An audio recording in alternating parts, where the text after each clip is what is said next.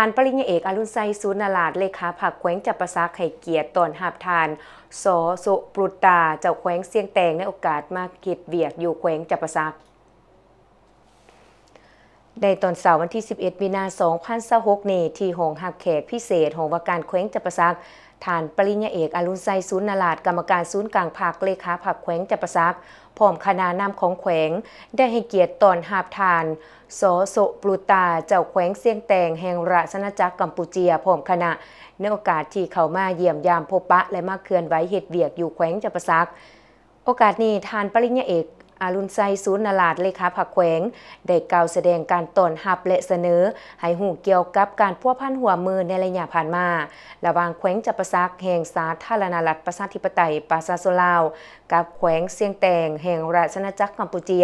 ซึ่งเป็นมูลเสืออันดีงามโดยเฉพาะเมนการปฏิบัติการหัวมือในแต่ละด่านให้มีความก้าวหน้าขึ้นเช่นด้านการค้า